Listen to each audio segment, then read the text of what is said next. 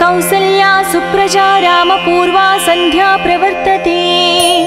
उत्तिष्ठ नरशार्दूल कर्तव्यं दैवमाह्निकम् उत्तिष्ठोत्तिष्ठ गोविन्द उत्तिष्ठ गरुडध्वज उत्तिष्ठ कमलाकान्ता त्रैलोक्यं मङ्गलं कुरु मातः समस्त जगतां मधुकैटभारे वक्षो विहारिणि मनोहर दिव्यमूर्ते श्री स्वामी निश्रित जनप्रिय दानशीले श्री वेंकटेश दयते तव सुप्रभातम् तव सुप्रभातमरविन्दलोचने भवतु प्रसन्न मुख चन्द्रमण्डले विधिशङ्करेन्द्रवनिताभिरर्चिते वृषशैलनाद दयते दयानिधे अत्र्यादि सप्त ऋषयः समुपास्य सन्ध्याम् आकाश सिन्धु कमलानि मनोहराणि आदाय पादयुगमर्चयितं प्रपन्नाः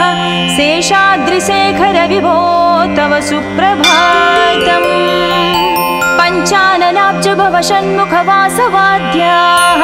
त्रैविक्रमादिचरितं विबुधास्तुवन्ति भाषापतिः पठति वासरशुद्धिमारात् शेषाद्रिशेखर विभो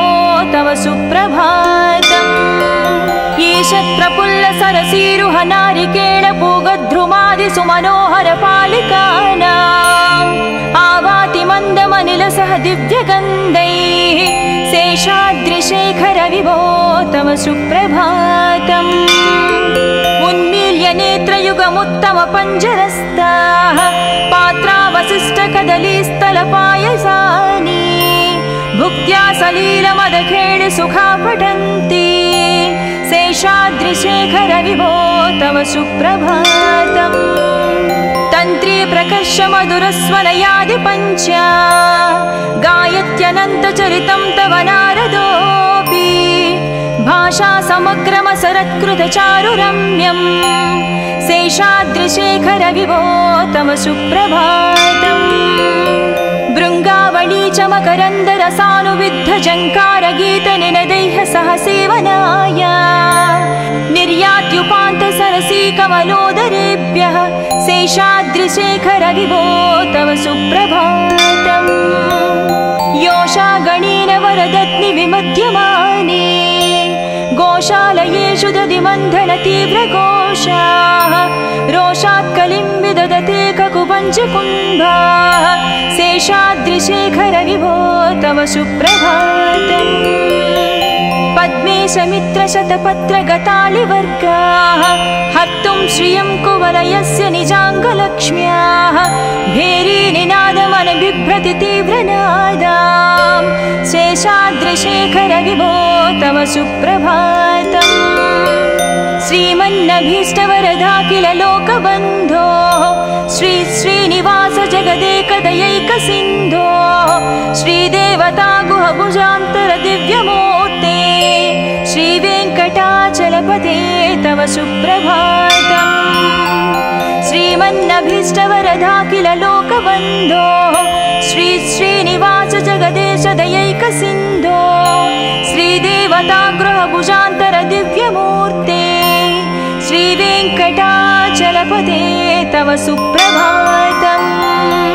श्री स्वामी पुष्करिणिकाप्लव निर्मलाङ्गाः श्रेयाधिनो हर विरिञ्चि सनन्दनाद्याः द्वारे वसन्ति वरनेत्र हतोत्तमाङ्गाः श्रीवेङ्कटाचलपते तव सुप्रभातम् श्रीशेषशैल गरुडाचल वेङ्कटाद्रि नारायणाद्रि वृषभाद्रि वृषाद्रि मुख्या आख्यां त्वदीय वसतिरनिशं वदन्ति श्रीवेङ्कटाचलपते तव सुप्रभातम् सेवापराः शिवसुरेश कृशानुधर्म रक्षो भुराद पवमानदनादिनाद बद्धाञ्जलि प्रविलसन्निध शीर्षदेश श्रीवेङ्कटाचलपते तव सुप्रभातम् दाटीषु ते विहगराज मृगाधिराज नागाधिराज गजराज हया स्वाधिकारमहमाधिकमर्दयन्ते श्रीवेङ्कटाचलपते तव सुप्रभातम् सूर्येन्दुभौमबुधवाक्पति काव्यसौर्यसद्भानुकेतु दिवि सत्परिसत्प्रधानाः त्वद्वासदापचरमावधिदासदासाः श्रीवेङ्कटाचलपते तव सुप्रभातम् तत्पादधूलिभरितस्फुरितोत्तमाङ्गा स्वर्गापवर्गनिरपेक्षनिजान्तरङ्गा कल्पागमाकलनया कुलताङ्गभन्ते श्रीवेङ्कटाचलपते तव सुप्रभातम् त्वद्गोपुराग्रशिखराणि निरीक्षमाणाः स्वर्गापवर्गपदवीं परमां श्रयन्तः मर्त्या मनुष्यभुवने मतिमाश्रयन्ते श्रीवेङ्कटाचलपते तव सुप्रभातम् श्रीभूमिनायकदयादिगुणामृताभे देवादिदेव जगदेश शरण्यमूर्ते श्रीमन्ननन्तगरुडाधिविरचिताङ्ग्रे श्रीवेङ्कटाचलपते तव सुप्रभातम् श्रीपद्मनाभपुरुषोत्तम वासुदेव वैकुण्ठमाधव जनार्दन चक्रपाणि श्रीवत्सचिह्नशरणागत पारिजात श्रीवेङ्कटाचलपते तव सुप्रभातम् कन्दर्पदर्पहर सुन्दर दिव्यमूर्ते कान्ताकुचाम्बुरुह कुट्मललोलदृष्टे कल्याण निर्मल गुणाकर दिव्यकीर्ते श्रीवेङ्कटाचलपते तव सुप्रभातम् मीनाकृते कमठकोल नृसिंहवर्णिन् स्वामिन् परस्वर तपोधन रामचन्द्र शेषांस राम यदुनन्दन कल्किरूप श्रीवेङ्कटाचलपते तव सुप्रभातम् येलालवङ्घगनसार सुगन्धितीर्थम् दिव्यं वियत्सरितु हेमघटेषु पूर्णम् धृत्वाद्धवैदिकशिखामणयः प्रहृष्टाः तिष्ठन्ति वेङ्कटपते तव सुप्रभातम् भास्वानुदीति विकचाविसरोरुहाणि सम्पूरयन्ति निनदैककुबो विहङ्गाः श्रीवैष्णवाः सतमर्धितमङ्गलास्ते धामाश्रयन्ति तव वेङ्कट सुप्रभातम् ब्रह्मादयास्सुरवरास्सु महर्षयस्ते सन्तः सनन्दनमुखास्त्वदयोगिवर्याः धामान्तिके तव हि मङ्गलवस्तुहस्ताः श्रीवेङ्कटाचलपते तव सुप्रभातम् लक्ष्मीनिवास निरवद्य गुणैकसिन्धो संसारसागर समुत्तरणैकसेतो वेदान्तवेद्य निजवैभव भक्तभोग्या श्रीवेङ्कटाचलपते तव सुप्रभातम् लक्ष्मीनिवास निरवद्य गुणैकसिन्धो संसारसागर समुत्तरणैकसेतो वेदान्तवेद्य निजवैभव भक्तभोग्या श्रीवेङ्कटाचलपते तव सुप्रभातम् इत्थं वृषाचलपतेरिह सुप्रभातम् ये मानवः प्रतिदिनं पठितुं प्रवृत्ताः तेषां प्रभातसमये स्मृतिरङ्गभाजां प्रज्ञां परार्धसुलभां परमां प्रसूते इत्थं वृषाचलपतेरिह सुप्रभातम् ये मानवः प्रतिदिनं पठितुं प्रवृत्ताः तेषां प्रभातसमये स्मृतिरङ्गभाजां प्रज्ञां परार्धसुलभां परमां प्रसूते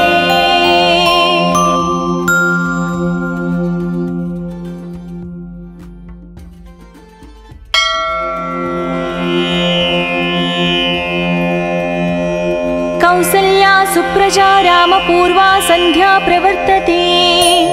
उत्तिष्ठ नरशार्दूला कर्तव्यं दैवमाह्निकम् उत्तिष्ठोत्तिष्ठ गोविन्द उत्तिष्ठ गरुडध्वजा उत्तिष्ठ कमलाकान्ता त्रैलोक्यं मङ्गलं कुरु मातः समस्त जगतां मधुकैटभारे वक्षो विहारिणि मनोहर दिव्यमूर्ते श्री स्वामी निश्रित जनप्रिय दानशीले श्री वेंकटेश दयते तव सुप्रभातम् तव सुप्रभातमरविन्दलोचने भवतु प्रसन्नमुखचन्द्रमण्डले विधिशङ्करेन्द्रवनिताभिरर्चिते वृषशैलनाददयते दयानिधे अत्र्यादिसप्तऋषयः समुपास्य सन्ध्याम् आकाशसिन्धुकमलानि मनोहराणि आदाय पादयुगमर्चयितं प्रपन्नाः शेषाद्रिशेखर विभो तव सुप्रभातम् पञ्चाननाब्ज भव षण्मुखवासवाद्याः त्रैविक्रमादिचरितं विबुधास्तुवन्ति भाषापतिः पठति वासरशुद्धिमारात् शेषाद्रिशेखर विभो तव सुप्रभातम् ईशत्प्रफुल्लसरसीरुह नारिकेळपूगद्रुमादिसुमनोहरपालिकानाम् आवाति मन्दमनिलसह दिव्यगन्धैः शेषाद्रिशेखर विभो तव सुप्रभातम् उन्मील्य नेत्रयुगमुत्तमपञ्जरस्ताः पात्रावशिष्टकदलीस्थलपायसानि भुक्त्या सलीलमदखेळ सुखा पठन्ति शेषाद्रिशेखर विभो तव सुप्रभातम् तन्त्री प्रकर्ष मधुरस्वनयादि पञ्च गायत्यनन्तचरितं तव नारदोऽपि भाषा समग्रमसरत्कृतचारुरम्यम् शेषाद्रिशेखर विभो तव सुप्रभातम् भृङ्गावळी च मकरन्दरसानुविद्धजङ्कारगीतनिनदैः सह सेवनाय निर्यात्युपान्तसरसी कमलोदरेभ्यः शेषाद्रिशेखर विभो तव सुप्रभातम् योषा गणेन वरदत्नि विमध्यमाने गोशालयेषु दधिमन्थन तीव्रघोषाः रोषात् कलिं विदधते ककुपञ्चकुम्भाः शेषाद्रिशेखर विभो तव सुप्रभातम्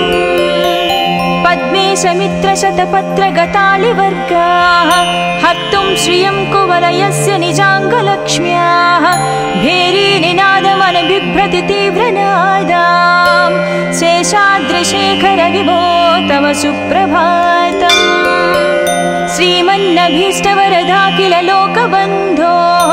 श्री श्रीनिवास जगदेकदयैकसिन्धो श्रीदेवता गुहभुजान्तर दिव्यमूर्ते श्रीवेङ्कटाचलपते तव सुप्रभातम् श्रीमन्नभीष्टवरदाखिल लोकबन्धो श्री श्रीनिवास जगदेश दयैकसिन्धो श्रीदेवता गृहभुजान्तर दिव्यमूर्ते श्रीवेङ्कटाचलपते तव सुप्रभातम् श्री स्वामी पुष्करिणिकाप्लव निर्मलाङ्गाः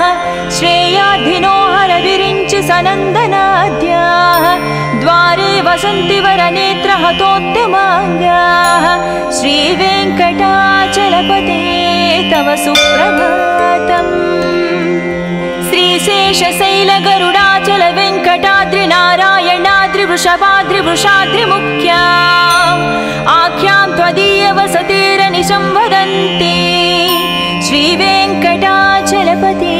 तव सुप्रभातम् सेवापराः शिवसुरेश कृशानुधर्मरक्षो भुराद पवमानदनादिनाद बद्धाञ्जलिप्रविलसन्निधशीर्षदेश श्रीवेङ्कटाचलपते तव सुप्रभातम् दाटीषु ते विहगराज मृगाधिराज नागाधिराज गजराज हयाधिराज स्वस्वाधिकारमहमाधिकमर्दयन्ते श्रीवेङ्कटाचलपते तव सुप्रभातम् सूर्येन्दुभौमबुधवाक्पति काव्यसौरि सद्भानुकेतु दिवि सत्परिसत्प्रधानाः त्वद्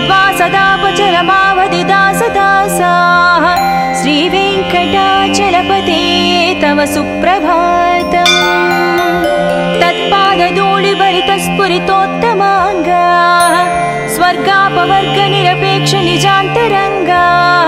कल्पागमाकलनया कुलताङ्गभन्ते श्रीवेङ्कटाचलपते तव सुप्रभातम् त्वद्गोपुराग्रशिखराणि निरीक्षमाणाः स्वर्गापवर्गपदवीं परमां श्रयन्तः मध्या मनुष्यभुवने मतिमाश्रयन्ते श्रीवेङ्कटाचलपते तव सुप्रभातम् श्रीभूमिनायक दयादिगुणामृताभे देवादिदेव जगदेश शरण्यमूर्ते श्रीमन्ननन्त गरुडाधिभिरर्चिताङ्घ्रे श्रीवेङ्कटाचलपते तव सुप्रभातम् श्रीपद्मनाभ पुरुषोत्तम वासुदेव वैकुण्ठमाधव जनार्दन चक्रपाणे श्रीवत्स चिह्न शरणागत पारिजात श्रीवेङ्कटाचलपते तव सुप्रभातम् कंदर्पदर्पहर सुंदर दिव्यमूर्ते कांताकुचाम्बुरुह कुट्मललोल दृष्टे कल्याण निर्मल गुणाकर दिव्यकीर्ते श्रीवेङ्कटाचलपते तव सुप्रभातम् मीनाकृते कमठकोल नृसिंहवर्णिन् स्वामिन् परस्वर तपोधर रामचन्द्र शेषांस राम यदुनन्दन कल्किरूप श्रीवेङ्कटाचलपते तव सुप्रभातम् येलालवङ्घगनसार सुगन्धितीर्थम् दिव्यं वियत्सरितु हेमघटेषु पूर्णम् धृत्वाध्वैदिकशिखामणयः प्रहृष्टाः तिष्ठन्ति वेङ्कटपते तव सुप्रभातम् भास्वानुदीति विकचावि सरोरुहाणि सम्पूरयन्ति निनदैककुबो विहङ्गाः श्रीवैष्णवाः सतमर्धितमङ्गलास्ते धामाश्रयन्ति तव वेङ्कट सुप्रभातम् ब्रह्मादयाः सुरवराः सुमहर्षयस्ते सन्तः सनन्दनमुखास्त्वदयोगिवर्याः धामान्तिके तव हि मङ्गलवस्तुहस्ताः श्रीवेङ्कटाचलपते तव सुप्रभातम् लक्ष्मीनिवास निरवध्य गुणैकसिन्धो संसारसागर समुत्तरणैकसेतो वेदान्तवेद्य निज वैभव भक्तभोग्या श्रीवेङ्कटाचलपते तव सुप्रभातम् लक्ष्मीनिवास निरवध्य गुणैकसिन्धो संसारसागर समुत्तरणैकसेतो वेदान्तवेद्य निज वैभव भक्तभोग्या श्रीवेङ्कटाचलपते तव सुप्रभातम् इत्थं वृषाचलपतेरिह सुप्रभातम् ये मानवः प्रतिदिनं पठितुं प्रवृत्ताः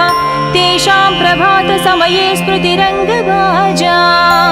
प्रज्ञां परार्धसुलभां परमां प्रसूते इत्थं वृषाचलपतेरिह सुप्रभातम् ये मानवः प्रतिदिनं पठितुं प्रवृत्ताः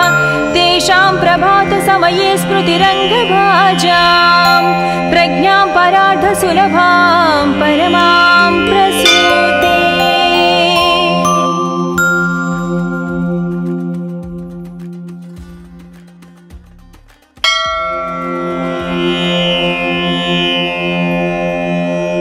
कौसल्या सुप्रजा रामपूर्वा सन्ध्या प्रवर्तते उत्तिष्ठ नरशार्दूला कर्तव्यं दैवमाह्निकम् उत्तिष्ठोत्तिष्ठ गोविन्द उत्तिष्ठ गरुडध्वजा उत्तिष्ठ कमलाकान्ता त्रैलोक्यं मङ्गलं कुरु मातः समस्त जगतां मधुकैटभारे वक्षो विहारिणि मनोहर दिव्यमूर्ते श्री स्वामी निश्रित जनप्रिय दानशीले श्री वेङ्कटेश दयते तव सुप्रभातम् तव सुप्रभातमरविन्दलोचने भवतु प्रसन्नमुखचन्द्रमण्डले विधिशङ्करेन्द्रवनिताभिरर्चिते वृषशैलनाददयते दयानिधे अत्र्यादिसप्तऋषयः समुपास्य सन्ध्याम् आकाशसिन्धुकमलानि मनोहराणि आदाय पादयुगमर्चयितं प्रपन्नाः शेषाद्रिशेखरविभो तव सुप्रभातम् पञ्चाननाब्जभवषण्मुखवासवाद्याः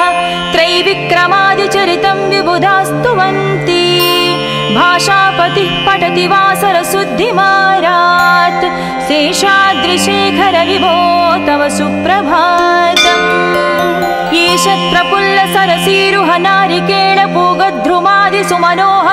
ईशत्रपुल्लसरसीरुहनारिकेळपूगद्रुमादिसुमनोहरपालिकानाम् आवाति मन्दमनिलसह दिव्यगन्धैः शेषाद्रिशेखरविभो तव सुप्रभातम् उन्मील्य नेत्रयुगमुत्तमपञ्जरस्ताः पात्रावशिष्टकदलीस्थलपायसानि भुक्त्या सलीलमदखेळ सुखा पठन्ति शेषाद्रिशेखरविभो तव सुप्रभातम् तन्त्री प्रकर्षमधुरस्वनयादिपञ्च गायत्यनन्तचरितं तव नारदोऽपि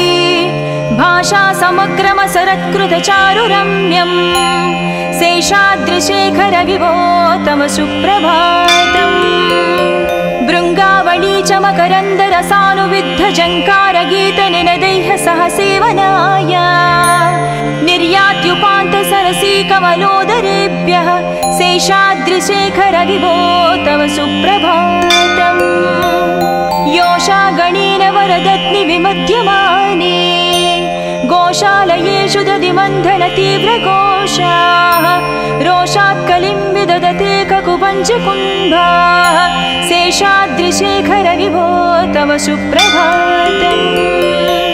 पद्मेशमित्रशतपत्रगतालिवर्गाः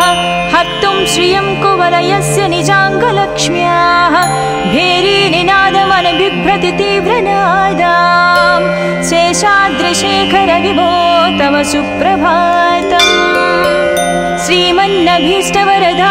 लोकबन्धो श्री श्रीनिवास जगदेकदयैकसिन्धो श्रीदेवता गुहभुजान्तर दिव्यमूर्ते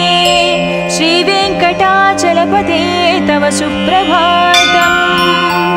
श्रीमन्नभीष्टवरदा लोकबन्धो श्री श्रीनिवास जगदेश दयैकसिन्धो श्रीदेवता गृहभुजान्तर दिव्यमूर्ते श्रीवेङ्कटाचलपते तव सुप्रभातम् श्रीस्वामि पुष्करिणिकाप्लव निर्मलाङ्गाः श्रेयाधिनो हरविरिञ्चि सनन्दनाद्याः द्वारे वसन्ति वरनेत्रहतोत्तमाङ्गाः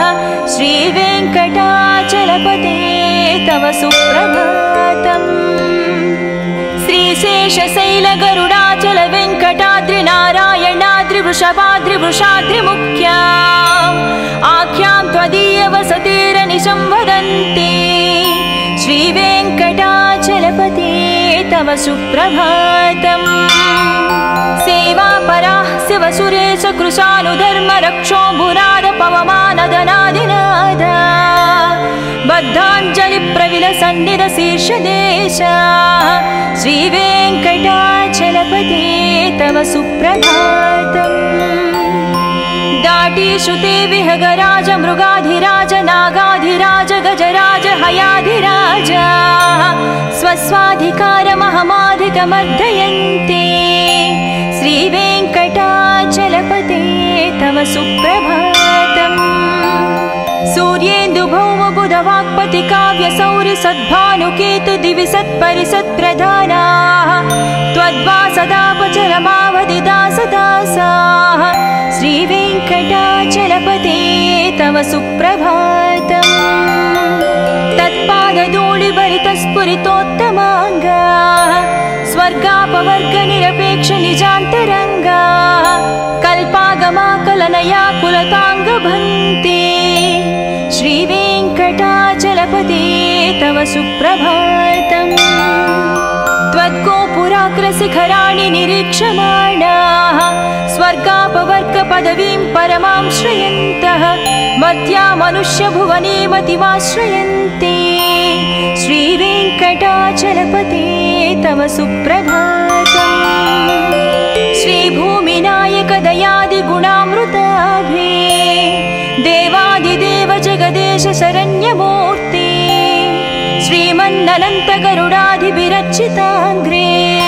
श्रीवेङ्कटाचलपते तव सुप्रभातम् श्रीपद्मनाभ पुरुषोत्तम वासुदेव वैकुण्ठमाधव जनार्दन चक्रपाणे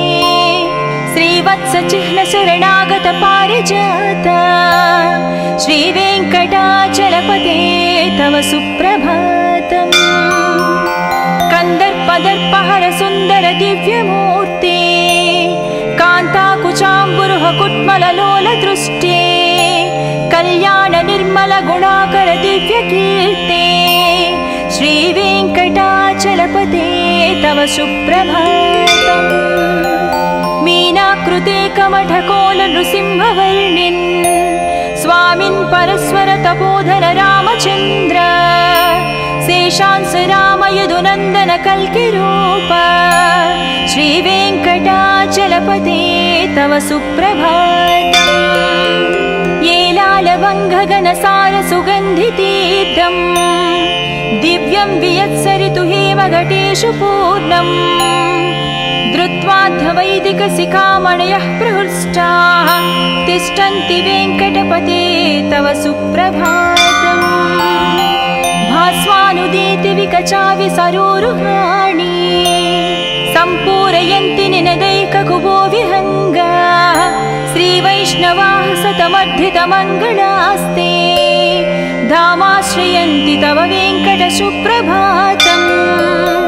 ब्रह्मादयाः सुरवराः सुमहर्षयस्ते सन्तः सनन्दनमुखास्त्वदयोगिवर्याः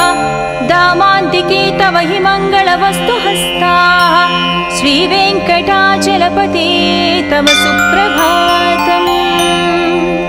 लक्ष्मीनिवास निरवध्य गुणैकसिन्धो संसारसागर समुत्तरणैकसेतो वेदान्तवेद्य निज वैभव भक्तभोग्या श्रीवेङ्कटाचलपते तव सुप्रभातम् लक्ष्मीनिवास निरवध्य गुणैकसिन्धो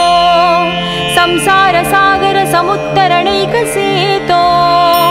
वेदान्तवेद्य निज वैभव भक्तभोग्या